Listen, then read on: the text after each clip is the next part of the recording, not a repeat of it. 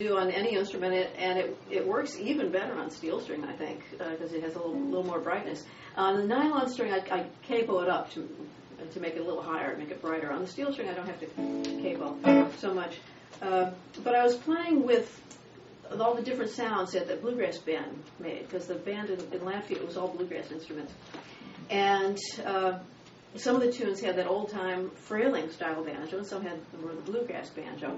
And so I learned a little bit of frailing banjo, and with that, I put my hand in the shape of a claw and hammer down this way. So it's a real different technique, so that's why they call it claw hammer. And on the banjo, the thumb comes up like this to catch the sixth string. And now, or actually on the fifth string on the banjo, which is that high string.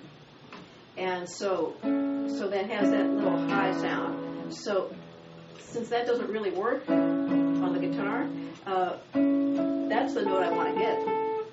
It would be the G note of the chord. So I found I can hook my ring finger here and catch it on its way up.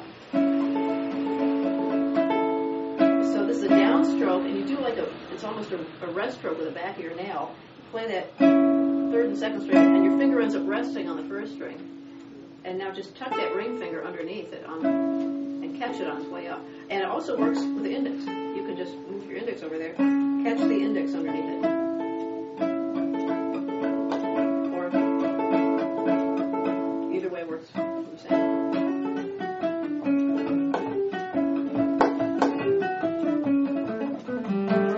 Now, after playing that for a while, I realized that, unlike the banjo, my thumb is free.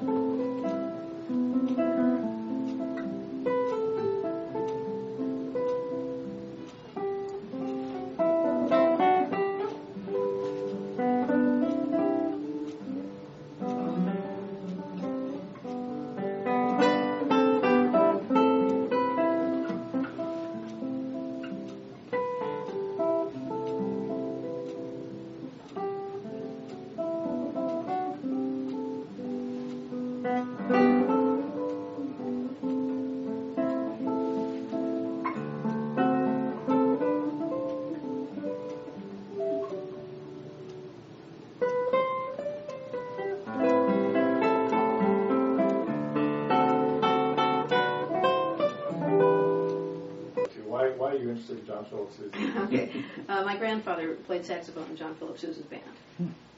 So I remember when I was very young, there was a reunion of members of John Philip Sousa's band. My grandfather was the youngest member of the band at that time, but they were all really old up there playing these Sousa marches.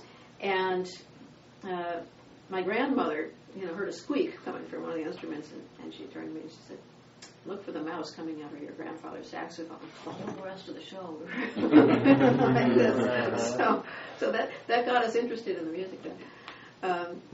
So that's one of my last memories of my grandfather. But I thought I would learn a Sousa march in his honor, and this one was also the theme song for Monty Python. So if you listen, I try to capture a little bit of the sousaphone and the clarinets and the piccolos.